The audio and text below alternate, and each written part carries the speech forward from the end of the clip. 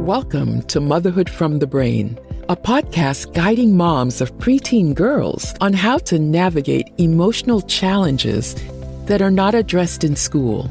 We share real stories, expert advice, and brain-based methods for handling tough moments. Discover insights to create a deeper connection with your preteen and improve your motherhood journey. Let's tackle the uncharted territory of parenting together. Hosted by professional certified coach, Esther Babazi.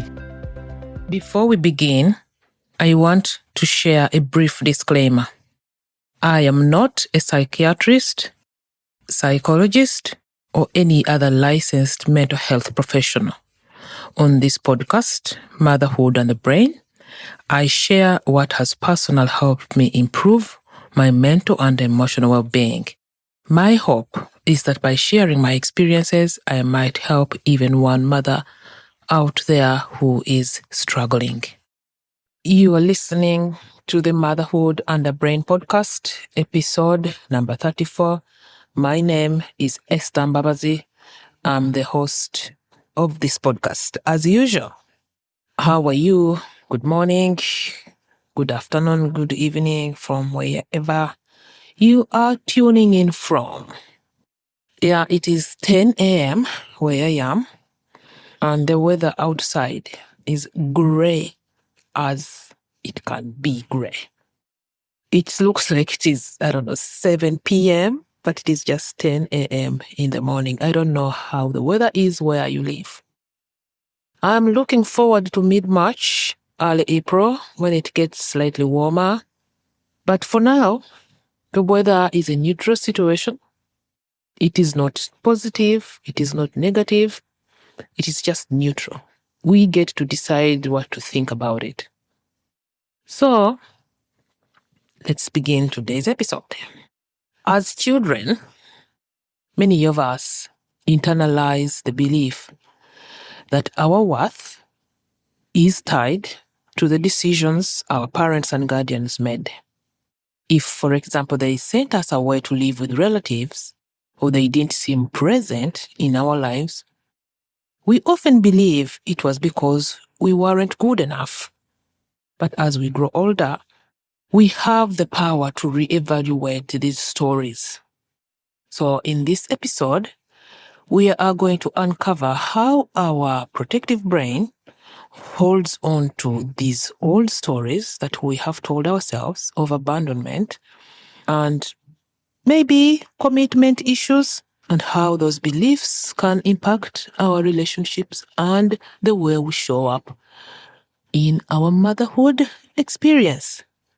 We'll explore how to approach our past with curiosity and compassion rather than judgment, allowing us to reclaim our worth and navigate the complexities of adulthood. So whether you're a mom looking to understand your own experience, or you're simply seeking to make sense of your past, this conversation is for you. Let's start this journey together and discover the insights that lie within us. So to start, let's take a moment to reflect on what abandonment means, especially in the context of our childhood experiences. It is important to recognize that as children, our survival depends entirely on our caregivers. If we felt neglected or abandoned, it is triggered by the deep-seated fears that echo throughout our lives. Now, let's explore how these childhood beliefs affect us as adults. Many of us carry the weight of our childhood experiences into adulthood, many times unintentionally or unconsciously. Because, as I said, as babies and children, we are totally reliant on our caregivers for survival. As children, we don't have the ability to fend for ourselves, ask for help, or figure things out on our own. But as adults, that changes. As adults, we can take care of ourselves. We can ask for direction. We can navigate life's challenges. and make decisions independently. As adults, we cannot be abandoned in the same way as children, because as adults, we have the power to protect ourselves.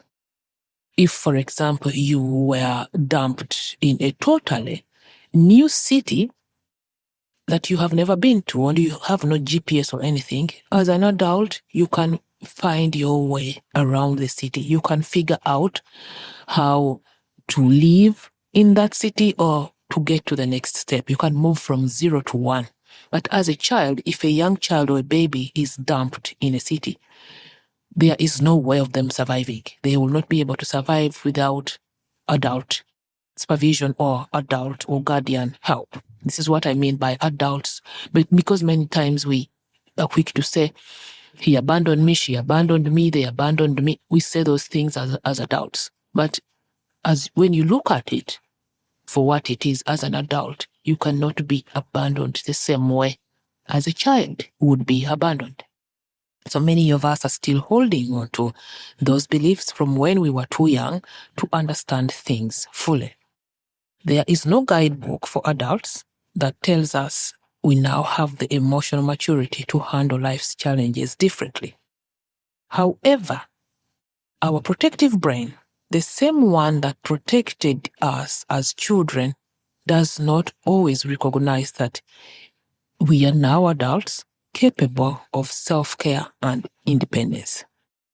No one reminds us that it is okay to question situations instead of automatically blaming ourselves.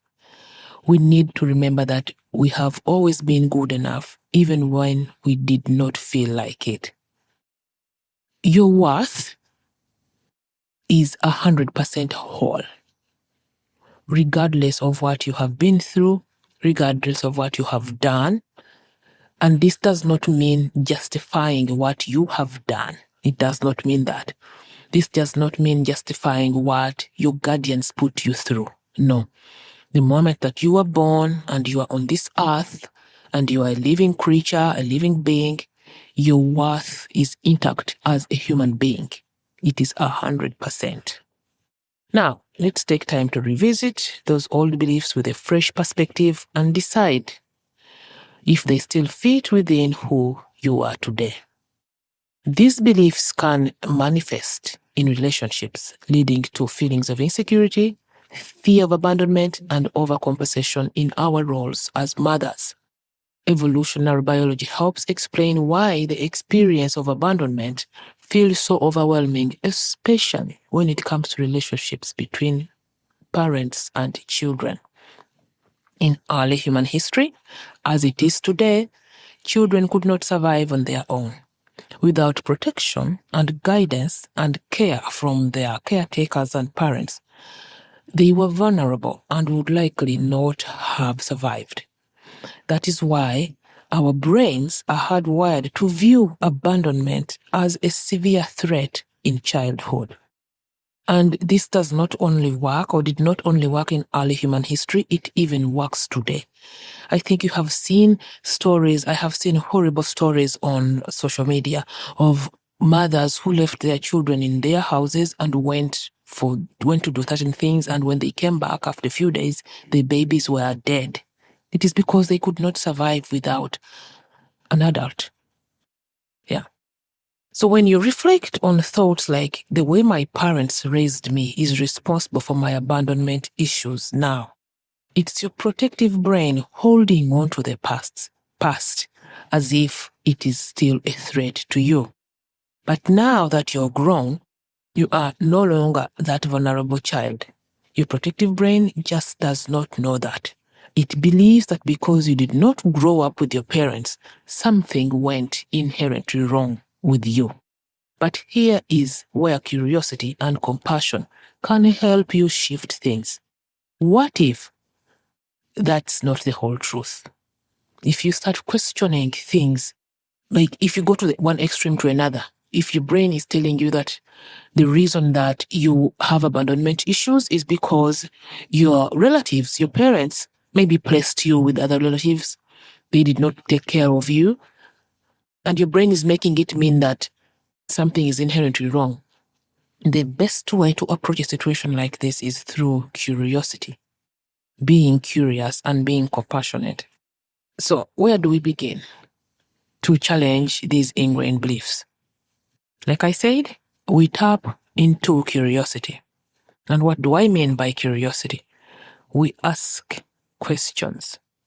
Remember, I have been teaching on this podcast that when you ask your brain a question, do not take no, do not take I don't know for an answer, and do not walk around with a question. When your brain presents you with a question, always find an answer. If you don't know, ask your brain to take a guess.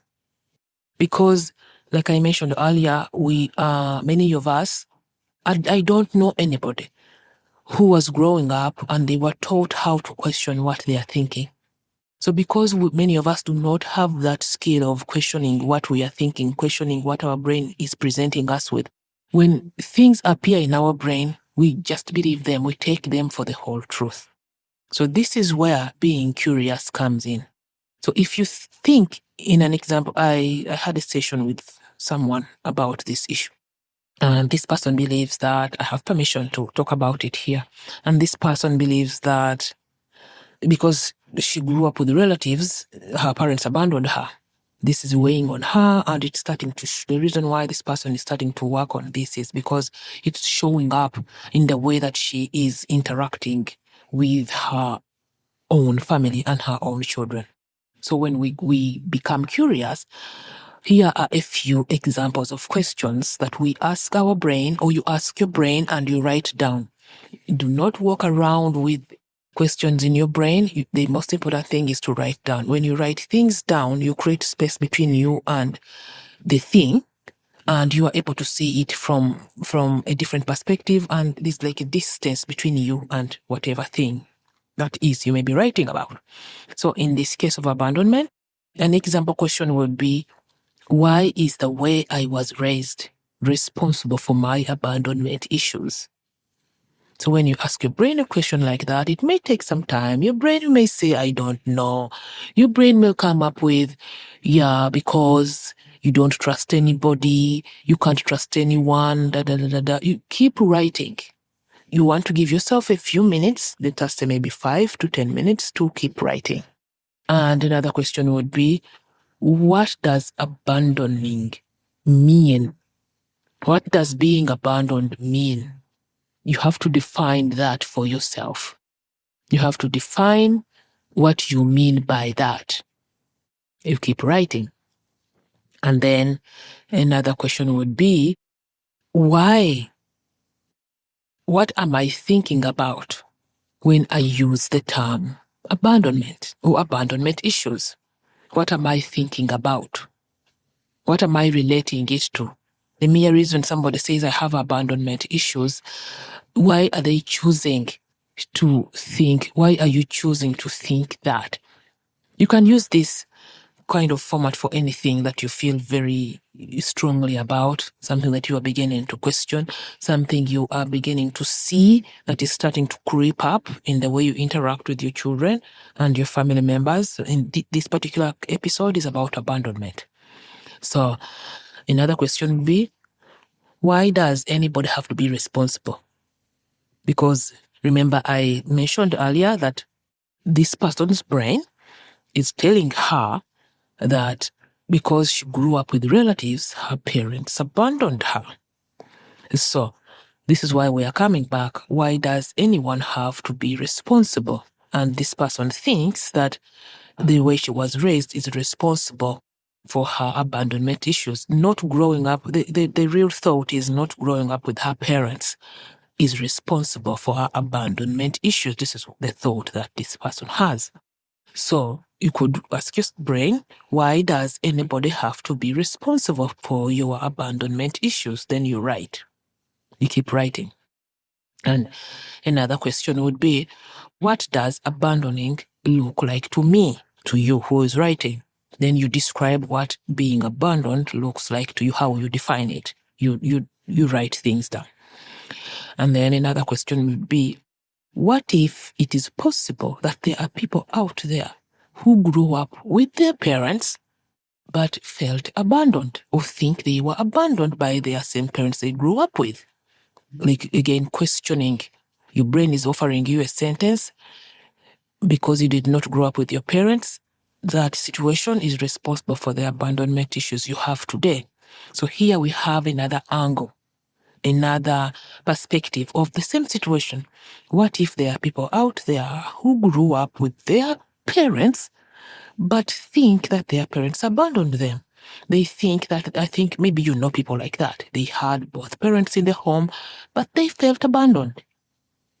So you are trying to ask your brain questions to try to pull meaning from things, to try to see things from other angles. We call it, in my program, we call it a 360. We take a sentence, a thought, and we look at it from different angles to see what are we seeing. Rather, what are we not seeing here? What is my brain getting at? Why is my brain throwing me this situation? So, what if it is possible that there are people out there who grew up with their parents in the same household, but they felt abandoned? It was like there were no parents in the home, even though there were parents in the home. So what if it's possible? Because this person has a thought that not growing up with her parents is responsible for her abandonment issues. So we are turning it, we are flipping it and saying, okay, there are people out there who grew up with their parents, but they feel abandoned. So what is this about? Brain. So after you have done your 360, like we call it, you have written these questions down and you have answered them the best way you know how, you can take a look at all the answers, take one answer at a time, and then run a model, like we call it. Or I like to use the word, like the think, feel, do approach, the TFD approach.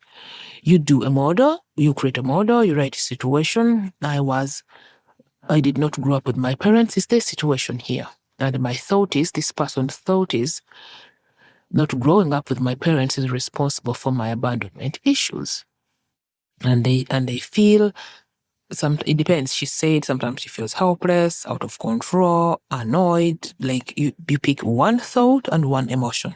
When you are doing that model, you pick one thought and one emotion at a go. And then what do you do? What do you do when you feel helpless because you think that the way you were raised is responsible for your abandonment issues? What do you do? And then you write things. This person said they create distance between them and their parents. They pick fights. They keep bringing this thing up, how they were placed with relatives, so they keep bringing it up all the time. And it's like they feel tension, like they have created tension between them and the family members and their parents. And you write all these things down. Because as we have been talking on this podcast, things are happening out there in the world. Things that you have no control over. Sometimes even things you have control over. They happen outside in the world. But the way you think about those things that happen outside of your control leads you to feel a certain way. And how you feel fuels the actions that you do, the things that you do or don't do. And the things that you do create results in your life. So in this particular situation here, this person was placed with relatives as a child. And this person thinks that because my parents, I did not grow up with my parents, that is responsible for my abandonment issues. And then they feel helpless. Let us take helpless. And then, or anger. Sometimes they say they feel angry they feel angry when they think that.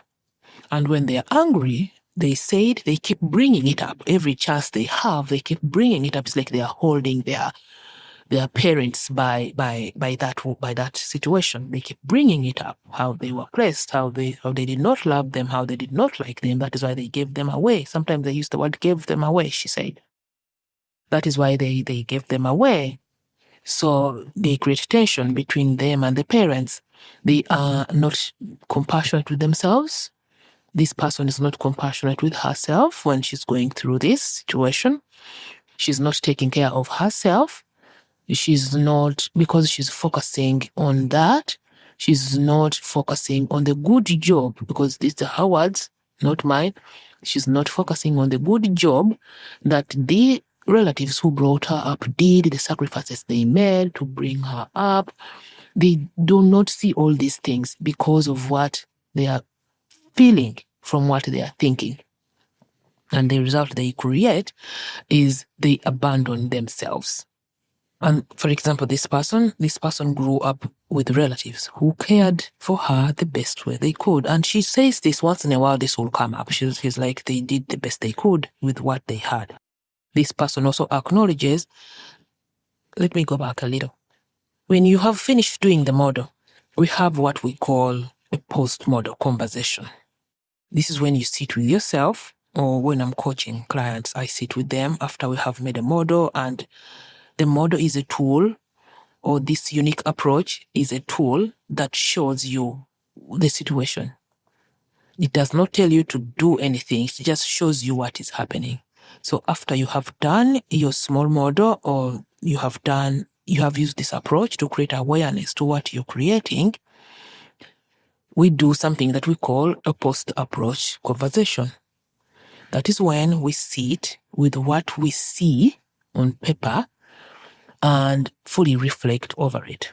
So when this person reflected, or when we reflected together with this person, she grew up with relatives who cared for her the best way they could with the resources they had. And this person came to the realization that she basically did not raise herself. Even though her brain is offering her the thought that her parents abandoned her, it is not actually, like she was abandoned, it is not actually true. It is not factually true. This person also came to the idea that she had a better life, actually. She had a better life. And these are all things that when people have time to sit with the model they have done and see what they are creating and what is going on in their brain, when they get a moment to sit with all that and see, they actually come to do all these realizations that things are not the way the brain is presenting them. That is why it is important to write things down. So, and then you can pause. Like me as a coach, I can pause and ask them, what if their brain's attachment to the idea of abandonment is clouded by survival instincts and societal programming? Like I said, in evolutionary biology, even today, children could not survive without a guardian or a parent. They couldn't. Children needed a parent. Usually, those days, it was the moms. It was the moms many times who were assigned the role of nurturing as the men went out to hunt and gather food. So it was a natural thing for the brain to attach to that you needed your mother when you were a child for survival. The brain is just doing its job. Our protective brain has not advanced. It has not caught up that things are different now, that we don't have the same threats as we did. That a child can grow up with another human being, not necessarily their mother, and they can be okay. And just to stretch it a little, like I said earlier, there are children who grew up with their own parents and they felt abandoned. They did. And there are children who grew up with their grandparents and other relatives who had it, who had the best time and the best upbringing. So your brain is just making up stuff, and it is your job to pull it apart and examine it with compassion, not judgment, with compassion, and you understand where the brain is coming from.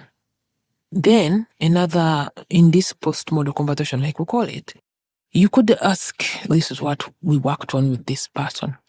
What does growing up with your parents mean for you? Then they define it for themselves. What does their brain make it mean that if they had grown up with their parents, what would be different? Because this is where the brain is going. The brain thinks that if she grew up with her parents, if they had not placed her with relatives, then her life would be different. This is what the brain is trying to present her. The brain is saying, oh my God, you have abandonment issues because you grew up with relatives, because your parents placed you with relatives. But what if that is not true? What are you imagining would happen if you had grown up with your parents?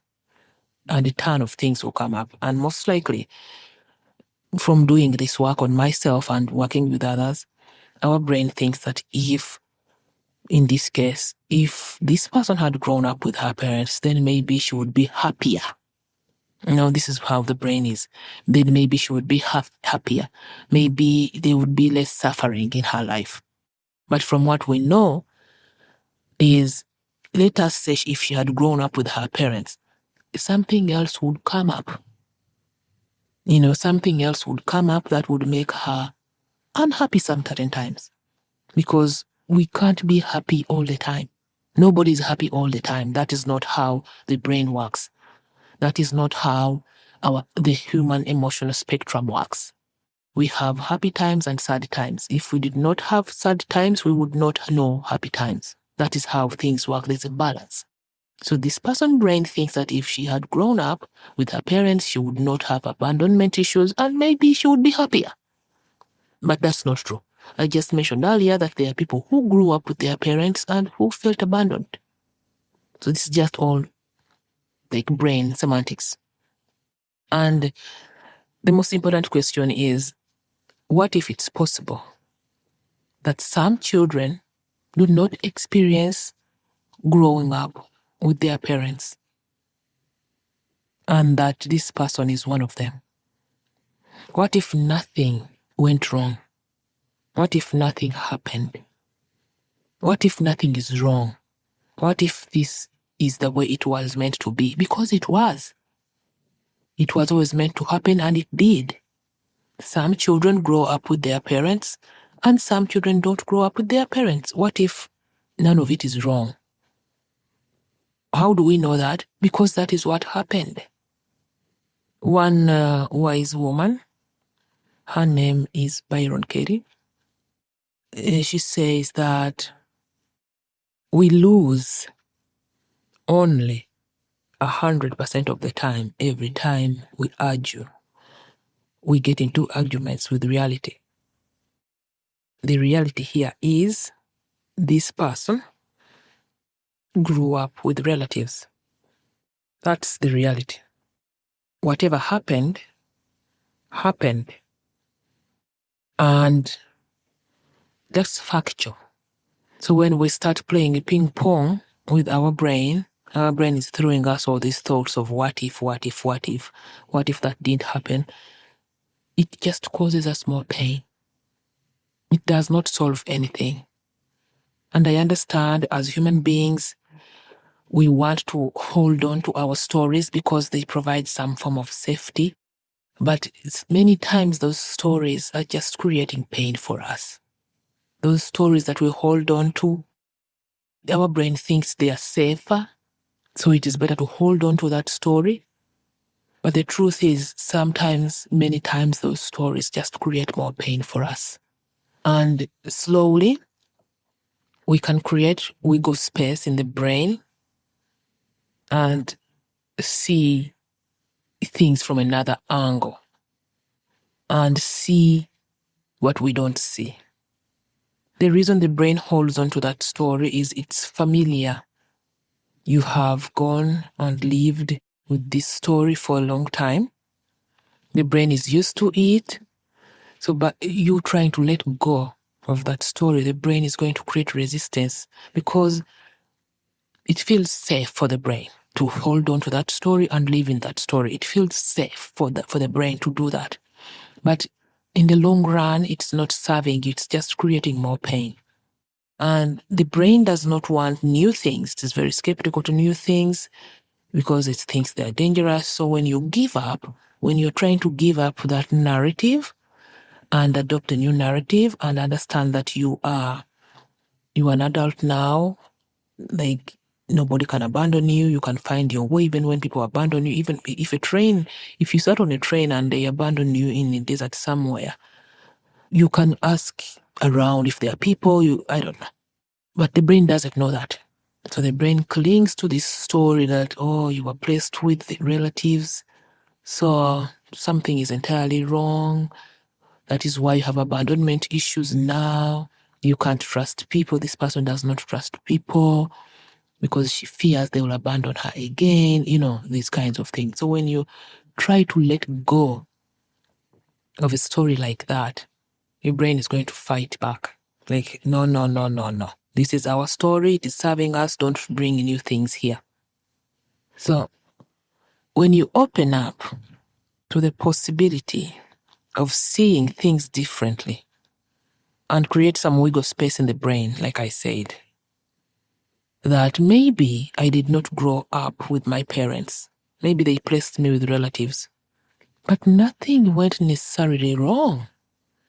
Maybe you would have wanted something different, but it did not happen. But it does not mean that this is wrong either. Whatever happened is wrong because your brain is making it wrong. But what if it is not wrong? And in order to do that, we treat with compassion the part of the brain that feels the abandonment. We understand that it is doing its job of protecting you. However, you are now grown up and there is no threat. I just want to repeat that even though your brain thinks that if you had grown up with your parents, things would be different. What if you can create some space in your brain to see that even though you were brought up with the relatives, nothing is wrong. Nothing went wrong. Like we can have both. We can have children who grow up with their parents and we can have children who grow up with relatives, and nothing is necessarily wrong about that.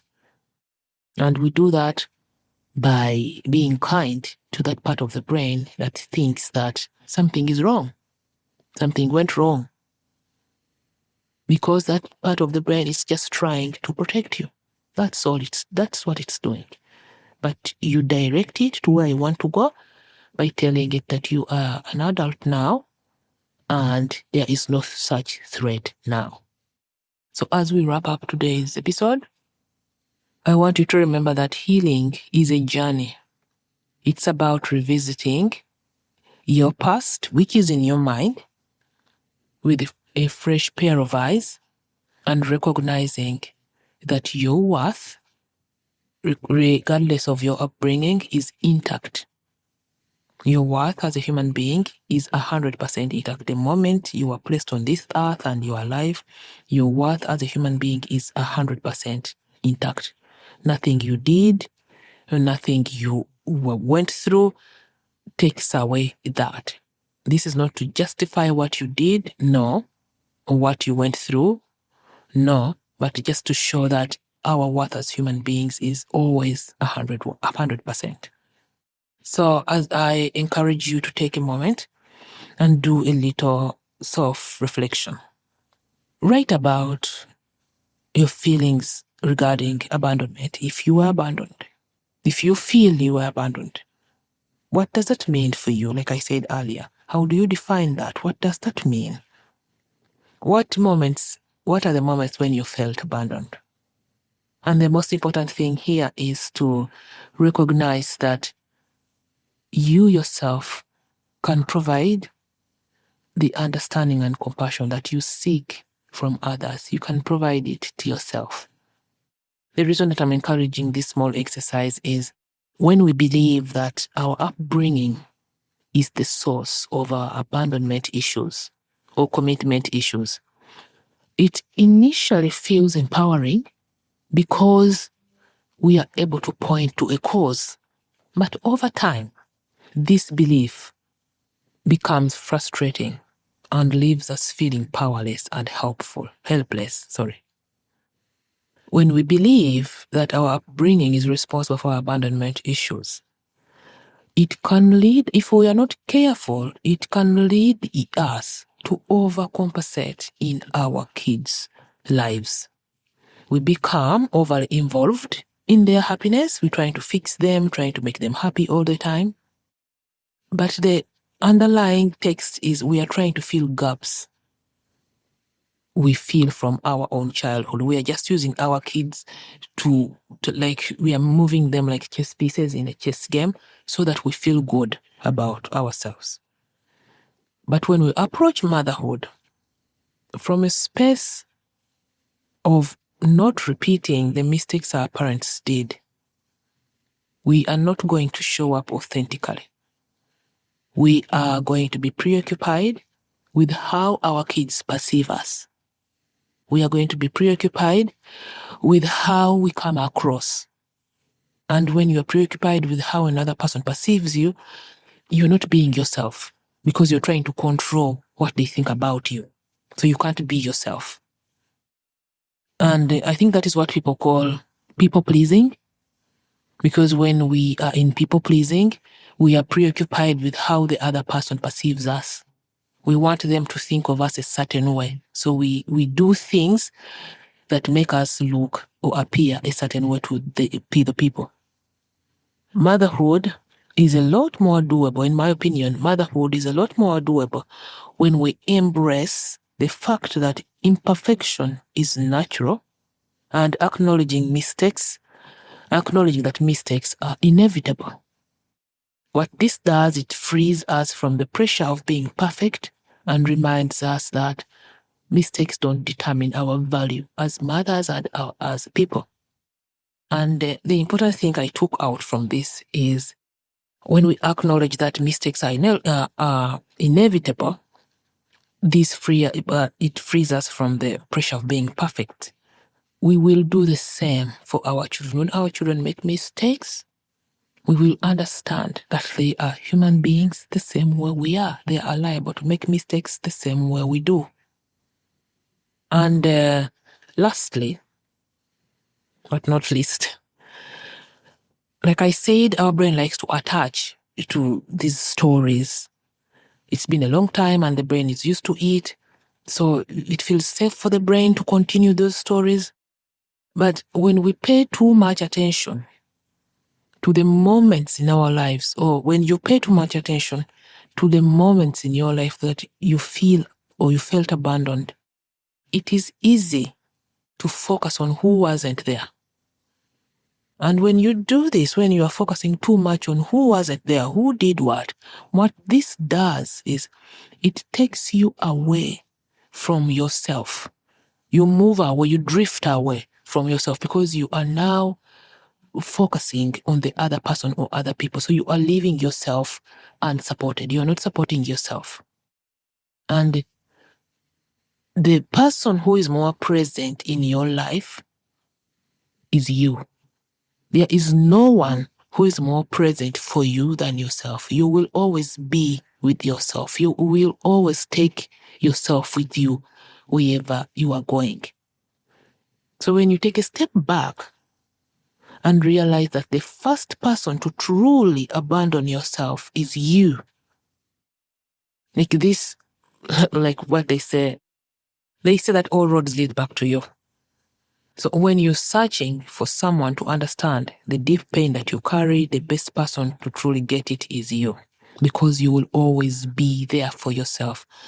Other people will come and go, parents will come and go, children will come and go, spouses, everybody will come and go, but you will always be present in your own life. You will always be there with you. All roads lead back to you. You are the only one who can fully acknowledge your pain, who can fully understand it, and who can truly decide to heal from the pain. Nobody else. There is a wise man, I'm not sure who it was, but there is a man who said that your problems, your trauma, your pain may not be your own doing,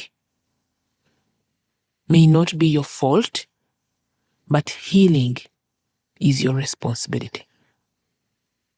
Thank you so much for listening today. Have a beautiful week, everybody. Talk to you again next week. Bye, everyone. Thank you for tuning in to today's episode. Your time means the world to us. If you found this episode valuable, we would be immensely grateful if you could spare a moment to visit Apple Podcasts and share your thoughts through a review. Your feedback plays a vital role in helping fellow moms discover our podcast and enrich their own motherhood experiences. Take care, and bye for now.